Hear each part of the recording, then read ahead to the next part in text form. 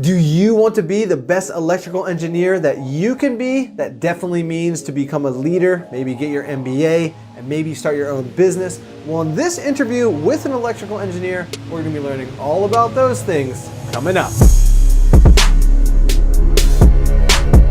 Hey 1% Nation, I'm Jake Voorhees and you are watching the 1% Engineer Show, where we empower young engineers to rise to the top 1% of their career. And if you're new here guys, consider subscribing because I release videos 2 times a week for engineering success. And if you want the 1% Engineer Kit and access to the Facebook group, follow the link in the description. If you have any questions right now, leave them in the comments below and I'll make a video for that. So let's not waste any more time guys and jump right into this interview replay with Pat Sweet. Enjoy! Hey 1% Nation. Today on the show we have Pat Sweet. Pat is an electrical engineer from Canada. He is also in the transportation space like myself, but has recently left the true corporate world, so the 9 to 5 as you wish is long and gone. And his project, the reason why we're connecting today and the reason why I am putting him in front of you is because he's the founder of engineeringandleadership.com, and I think we can learn a lot from him regarding his expertise in this realm. This is the point of 1% Nation, for us to all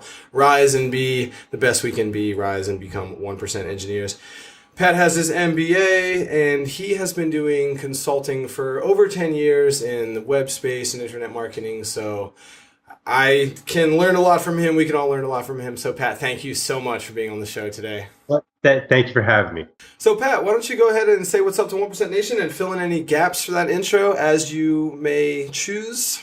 Yeah, for sure. So as Jake mentioned, my name is Pat Sweet. I'm a professional engineer living and working in Halifax, Nova Scotia, the far east coast of Canada.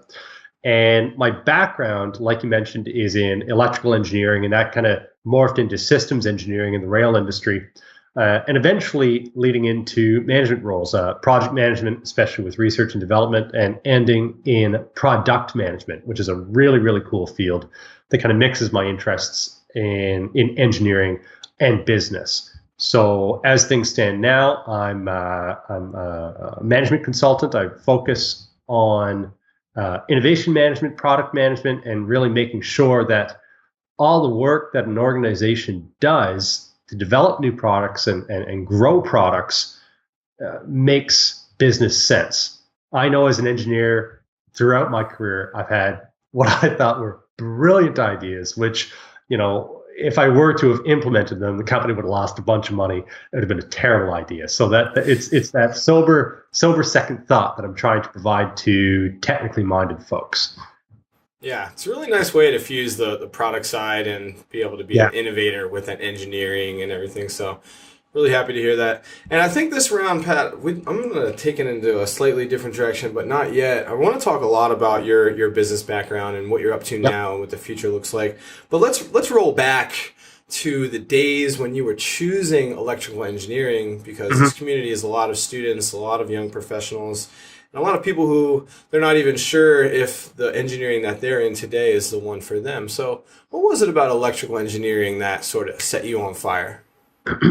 I mean, to be honest, it was good advice I got from an uncle of mine. He was a civil engineer, and he kind of said, "Listen, Pat, if you don't know what you really want to do," and at the time I really didn't.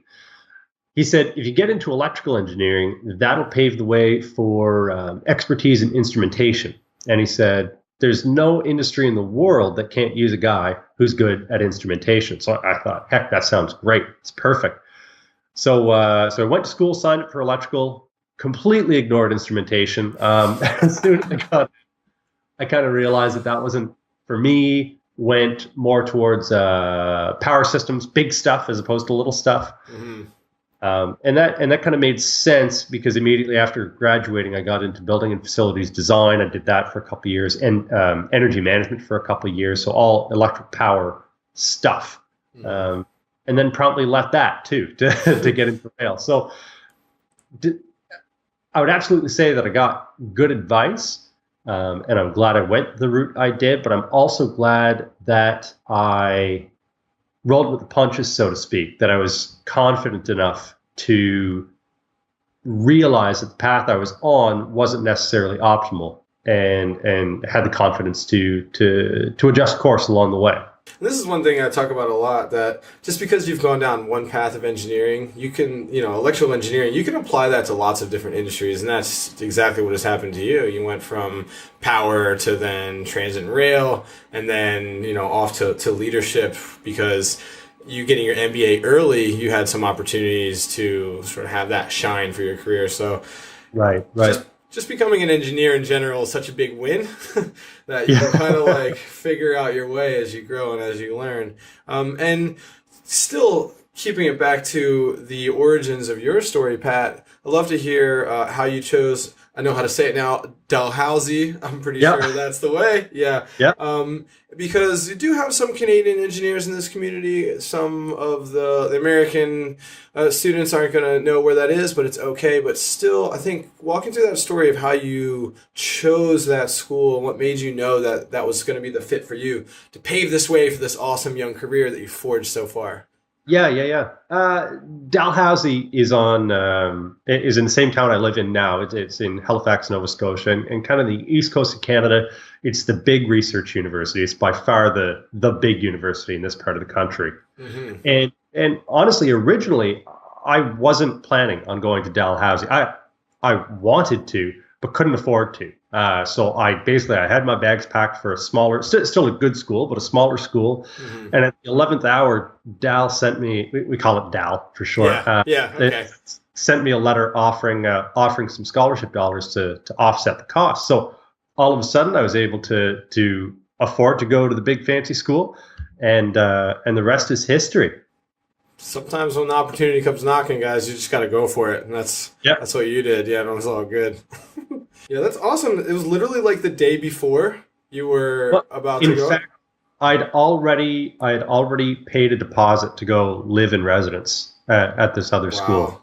Wow. So it really was the last minute, and hard to make a decision at that point, because by that time I was already mentally invested in this other school. I was excited about it. There was nothing wrong with this other school. Sure, yeah. It had a good history. It had good programs.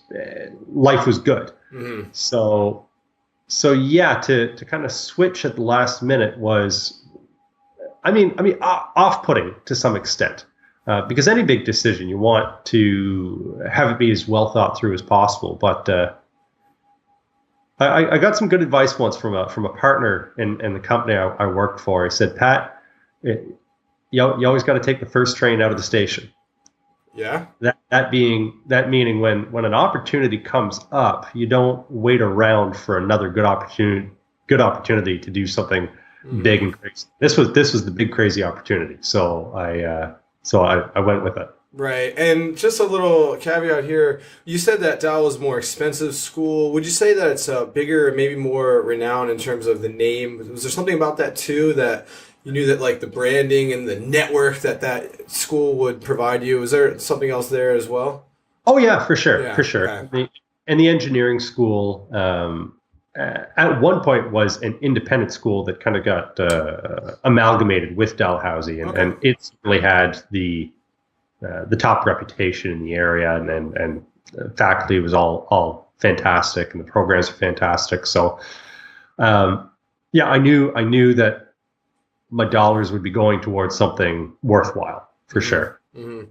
And after that, you would say without question that you getting your MBA in terms of where you are today has been worth it. And I always ask people who did it, because depending where you are, if you went into the startup scene or business guys, they might say, oh, blah, blah, blah. But I think in the engineering world, I've heard a slightly different story. So I'd love to hear your add-on to that. Is after Dal, I think you went to work. I know you went to work, and then you had an opportunity to go and get it with your company. I'm sure they paid for it in some fashion, but beyond that, you would say that. Would you encourage young engineers to consider MBA as well? Yeah, there's a lot to unpack there. You're right. I did go to work right after. I really didn't even think about grad school, be it engineering or business or anything, which I think worked out well for me, because given that I did go to business school, having years of experience in industry was hugely beneficial. I wouldn't have gotten half as much out of business school had I not actually worked in a business. Right. Makes perfect sense. That context is critical. And what I would say, the startup guys who say you don't need an MBA, in one sense, are right. You don't need an MBA to start a business. You don't need an MBA to be an entrepreneur. There's no license that you have to get to start a business, right? Okay, so you do have to register your business. Yeah. But in terms of being qualified to start a business, if you have a good idea and there's a market opportunity, you can just do it. That being said, most people who work in business aren't entrepreneurs. They work on an existing business or with an existing business. And especially in our world, in a technical world where a lot of companies you work for are bigger, an MBA is hugely valuable. Yep. I was able to apply the stuff I was learning like the next day when I showed up to work. So I was doing my program part-time, and unfortunately my company didn't pay. I asked them to, but that was cards. So it's a good ask. It's worth your ask. Yeah. Absolutely. And a lot of companies really do value that kind of professional development, and when you demonstrate a certain commitment to your profession, to your career, they are very ready and willing to support you in that. Mm-hmm. Now, while I didn't get my tuition paid for, I did get a big promotion halfway through my program as a function of having pursued that program. So it all came out in the wash. Right. So you communicated your ambition to the company. You're a young guy, pre 30, and here you are paying your way to get your MBA. And even before you achieve the MBA, you're given promotion opportunities. So that's fantastic. Yeah. Now, the other thing I would say is that my route was different than what you might consider to be kind of a traditional MBA. Most people who want to go to business school, they want to go to an Ivy League, right? You want to go to a big brand name school, so to speak. My approach was a little bit different from my approach going to Dal for engineering, for example. Mm-hmm. I went to a school called the Royal Military College of Canada. It's our version of West Point. Okay. Yeah. In fact, there's an annual hockey game between us and West Point. Okay. That's cool. The city you guys shuts down. Dominate them, right? Dominate, I'm sure. We do pretty well. Yeah. Yeah. You guys. We can't compete with the Canadians in hockey. No shot. But so it's not a big. A lot of people don't realize that this military school has a business school attached to it, and the rationale for that is that tuition was much lower. It was convenient. It was in my town. I could do it part-time while working. What I was after at that point was the knowledge. I didn't necessarily need the branding or the network because I had that. I'd established myself as a professional in my engineering career. So I wasn't looking for the extra stuff beyond the academics. That's not to say there's no value in that, but you have to, when you're pursuing another degree, you've got to be clear about what it is you'd like to get out of it. I don't think this came up the last time we chatted, but I'm very seriously thinking about a PhD starting next year. Okay. Wow. Yeah. So again, it seems like a logical next step with respect to what I want to do with my career. Mm-hmm. But again, something I'm weighing very carefully because it's a huge time commitment. Not a crazy money commitment, because you can teach, you can do things on the side, but a 5 to 7 year time commitment. So I'm going to be sure before going in. The dissertation is no small task. So let's talk about that for a second, Pat. It's a 2-part question. So if you were going to get your PhD, I'm curious what the exact sort of niche within engineering, or maybe not even engineering. You could probably go into business or something else if you chose, but I'm curious what you're thinking about, what you're weighing for that, and also in terms of the result it will have for you in terms of credibility and options and the plan after that. If you decide to obtain the PhD, I'd love to hear everything you have to add to 1% Nation about that. Yeah. So what I'd like to study is more of what I'm currently involved in: product management, innovation management, and particularly what I'm interested in is the difficulties that companies have in actually going from, okay, we've developed this cool widget, mm-hmm. and then transitioning that to, okay, now we're actually going to sell it and implement it in their products and have it go to market, because there's risk there. And research and development guys don't want to spend millions of dollars making a final polished product. They want to prove it out and then hand it off. Mm-hmm. Project managers who actually have to implement this kind of stuff don't like the risk associated with implementing something new. They want tried, tested, and true. So how does a company go about managing that handoff and managing the risk associated with that handoff? Because when you don't innovate, when you don't design and promote new products to capture new opportunities and respond to what your competitors are doing, you're toast, right? Especially today, you're going to get disrupted. Yeah. Yeah, you can't exist day to day with zero risk. So what's an appropriate amount, and how do you manage that risk? So again, that'll end up being a management degree that I get, right? But it's a management degree very highly focused on the technical inner workings of what a company does. In fact, I've done my homework a little bit, and there are a couple professional engineers who are now management profs who this is what they study, right? Okay. So it's a common area of overlap between the business and management worlds. I like that. This is really good. I'm sure you're a fan of Eric Ries's lean startup model. If this is because you kind of spoke to it already, where you have, and I'm sure 1% Nation, you can pick out which one is better, but you have the managerial side who wants to wait until it's perfect and then release it to the world. And Pat Y will firmly tell you that that's actually the wrong approach usually. It's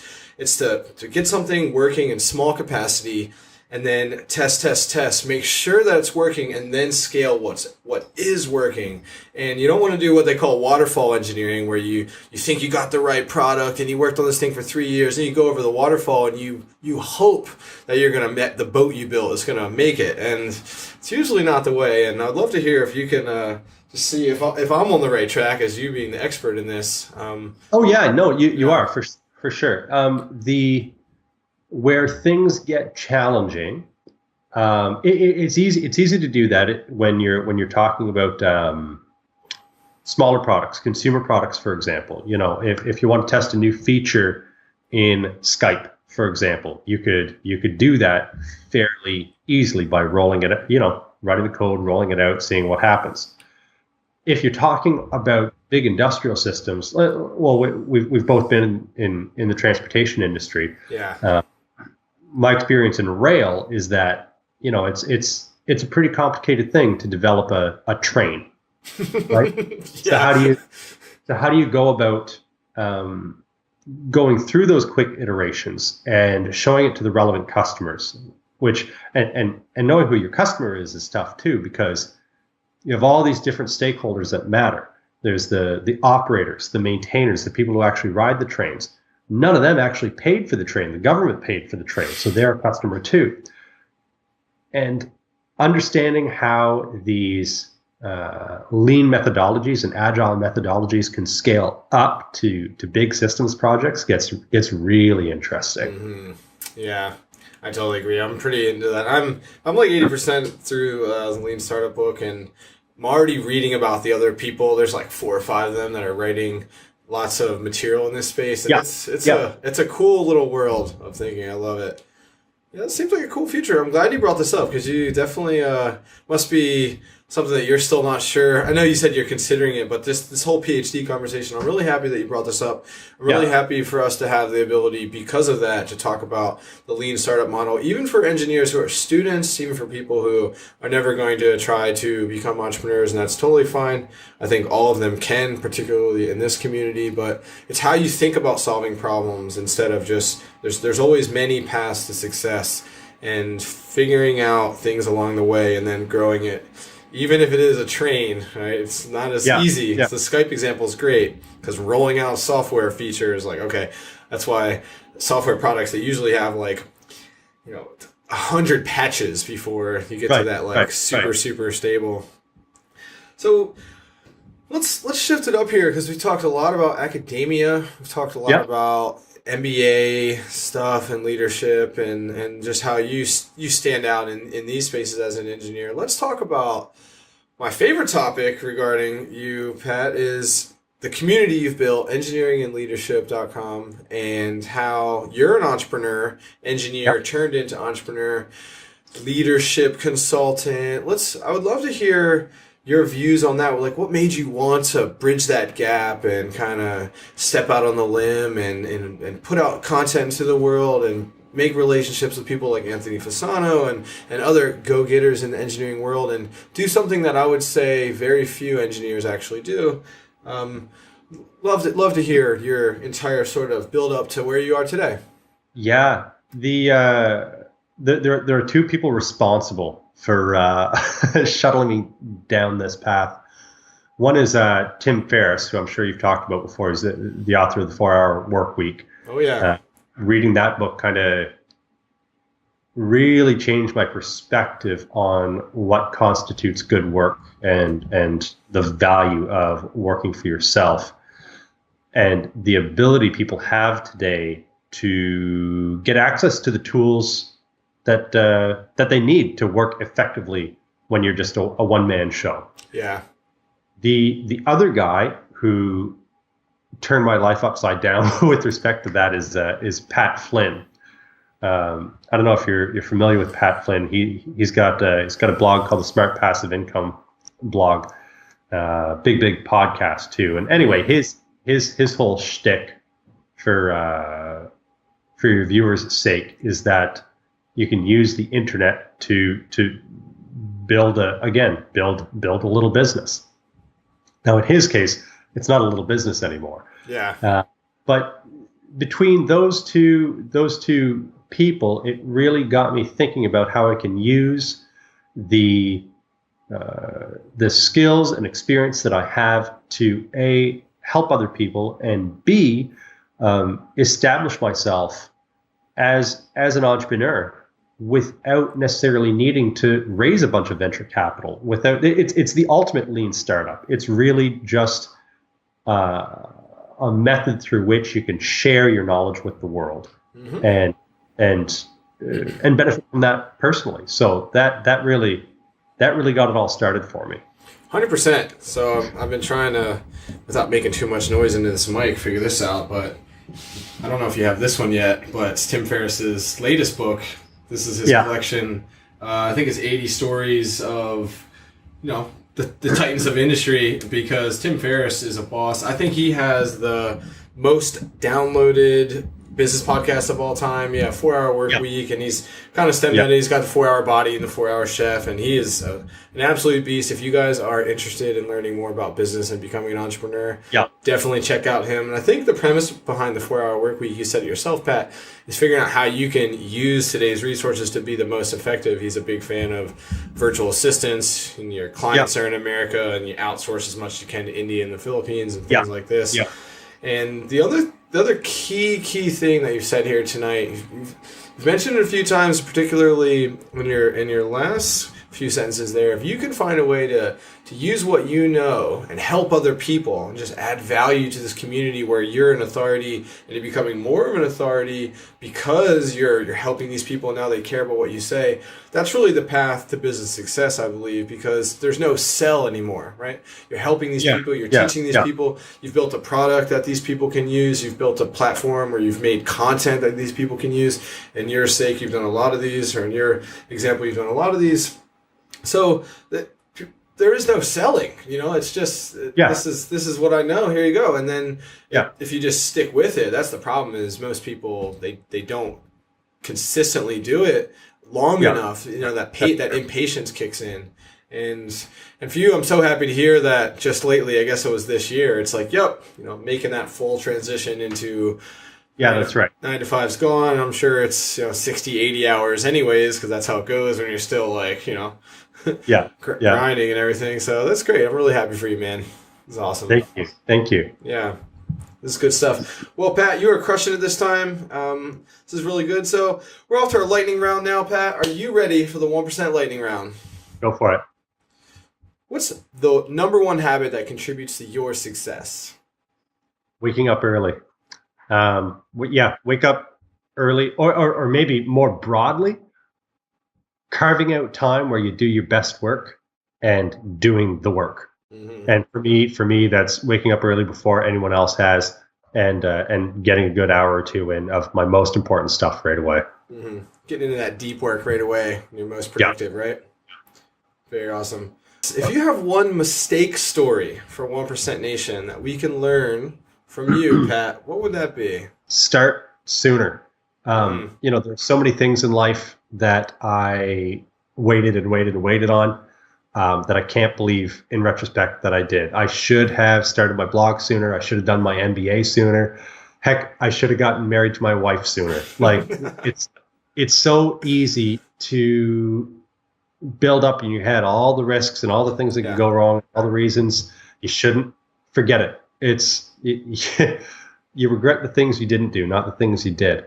You'll learn from the things you did for sure if things don't go super, but by and large, that would be it. Take that risk, guys.